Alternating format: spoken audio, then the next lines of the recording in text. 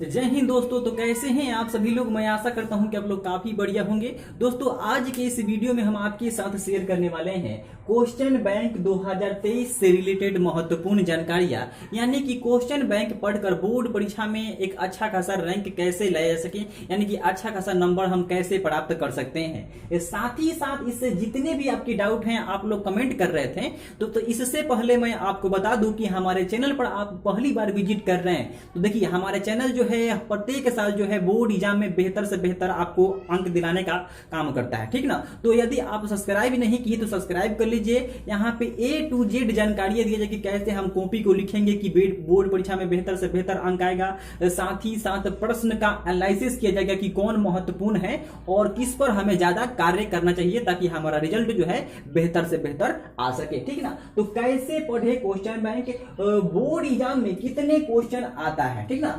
पहले नोट्स का अध्ययन करें या क्वेश्चन बैंक का अध्ययन करें। टॉपर कैसे पढ़ते हैं क्वेश्चन बैंक को, ठीक ना। क्वेश्चन सेट प्रैक्टिस तैयार कैसे होता है, ये सभी के सभी जो जितने भी पॉइंट है, यानी कि 5 जो पॉइंट है बहुत इंपॉर्टेंट है। तो आप लोग A to Z जानकारी अगर प्राप्त कर लेते हैं और इस पर अपना उतार रख देते हैं, यानी कि इस पर आप मेहनत करते हैं, तो जरूर ही आपके बोर्ड परीक्षा में एक बेहतरीन अंक देखने को मिल सकता है। कितना स्टूडेंट भी अभी से टारगेट बनाकर रखे हुए हैं कि मैं बोर्ड परीक्षा में 90 प्लस स्कोर करना चाहता हूं या इससे भी अधिक स्कोर करना चाहता हूं। ये देखिए कहते हैं कि बातों से कुछ भी हासिल नहीं होता है, उसके लिए हमें मेहनत करना पड़ता है, ठीक ना। तो सबसे पहले मैं आपको लेके चलूंगा, देखिए क्वेश्चन बैंक सबसे पहले मैं आपको दिखा दूं कि किसी भी पब्लिकेशन का एक क्वेश्चन बैंक आपको ले लेना होगा।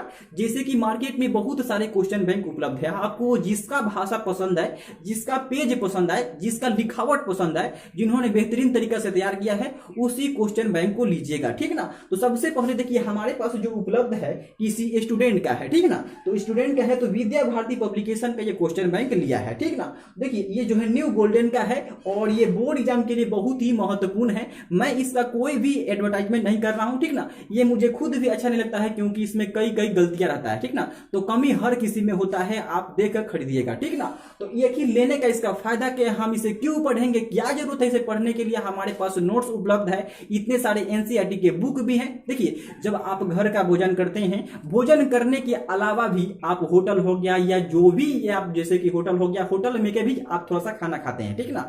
तो वैसा ही है ये थोड़ा सा, यानी कि बेहतरीन अंक लेने के लिए हमें बेहतरीन और जुड़ना पड़ता है, ठीक ना। तो बेहतरीन अंक पाना है तो आपको ये अवश्य पढ़ना होगा। लेकिन कैसे पढ़ेंगे हमें तो पता नहीं है, कभी भी हम बोर्ड परीक्षा दिए नहीं है, तो कैसे पढ़ेंगे इसी वीडियो को लेकर आप लोग शुरू से देखिए। हम बता रहे हैं पूरा डिटेल्स, आप लोग समझ जाएंगे तो बोर्ड परीक्षा में आपके लिए बहुत रामबाण साबित हो सकता है, ठीक ना। तो कैसे पढ़े क्वेश्चन बैंक, देखिए सबसे पहले मैं लेके चलूंगा आपको कि टॉपर जो है कैसे पढ़ते हैं क्वेश्चन बैंक को, ठीक ना। देखिए टॉपर बनना हर किसी का सपना होता है कि मैं बोर्ड परीक्षा में टॉप करूं, लेकिन आप देखते होंगे स्कूल में इक्का दुक्का स्टूडेंट जो है स्कूल टॉपर बन पाता है, यानी कि 1 2 3 रैंक ला सकता है अपने स्कूल में।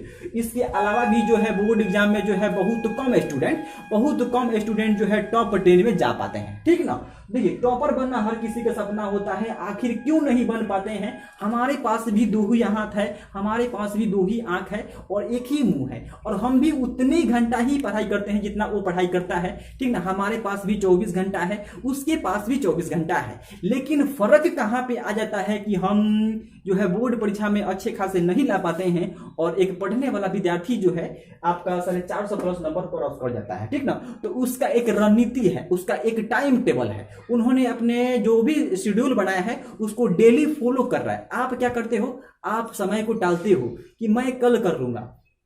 अभी तो इतने दिन बचे हुए हैं, आने वाले बोर्ड एग्जाम जो से टाइम बचेगा 2 महीना 3 महीना में बोर्ड एग्जाम की तैयारी कर लूंगा और अच्छा खासा स्कोर कर लूंगा।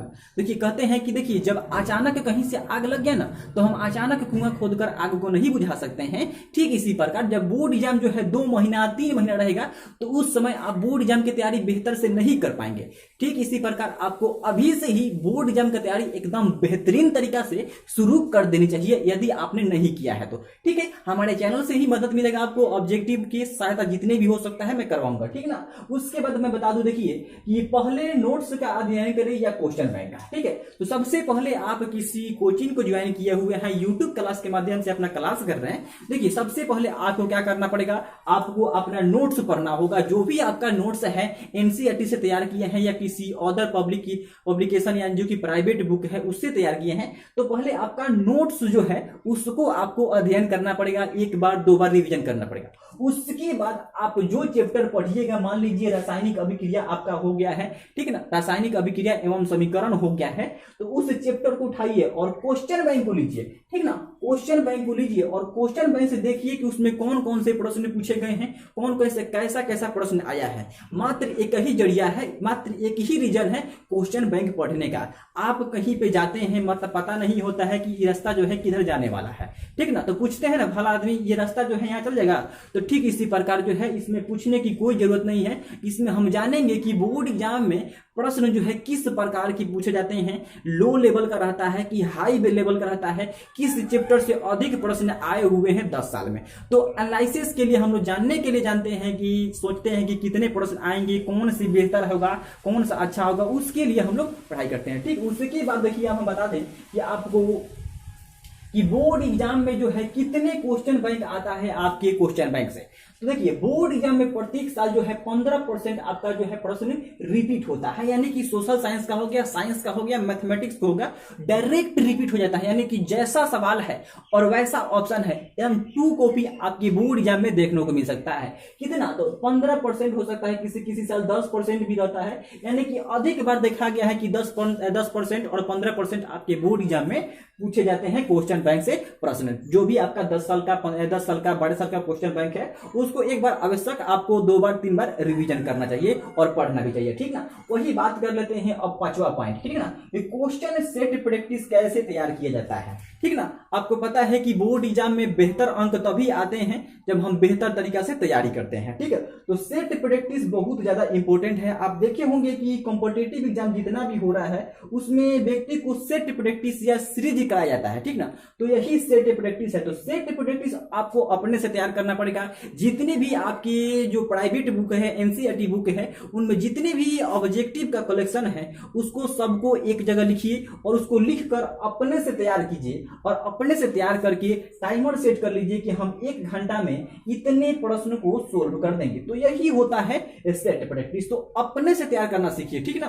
जैसे कि कोई से गाइड हो गया, गाइड से भी आप सेट प्रैक्टिस लगा सकते हैं, लेकिन जो अपने से कीजिएगा वो सर्वश्रेष्ठ होगा, सबसे बेस्ट होगा, ठीक है। तो हमारा ये पॉइंट क्लियर, ये कुछ क्लियर, ये भी क्लियर। अब हम बताते हैं कि कैसे पढ़ा जाए क्वेश्चन बैंक को, ठीक ना। पढ़ने का इसका तरीका क्या है, ठीक है। देखिए सबसे पहले मैं आपको बता दूं कि यदि आप देखिए 90% जो विद्यार्थी होंगे जिनको पता नहीं होगा कि प्रश्न जो है ये जो है क्वेश्चन बैंक को कैसे पढ़ेंगे। देखिए मान के चलिए कि जैसे कि हम एक प्रश्न को खोलते हैं, जैसे कि ये खरीद लिया खरीदने को, ठीक ना, तो क्या करेगा, उसको आंसर पता नहीं होगा। जैसे कि हमने उठाया है जो है आपका जो है पहला, जैसे कि मान चलिए कोई उसमें प्रश्न है, ठीक है, सामाजिक विज्ञान का कोई प्रश्न उठाया, ठीक ना, और सामाजिक विज्ञान के प्रश्न उठाने के बाद ही उन्होंने देखा कि इसमें पूछा गया है कि झारखंड का गठन कब किया गया, ठीक ना, झारखंड राज्य का गठन कब किया गया है।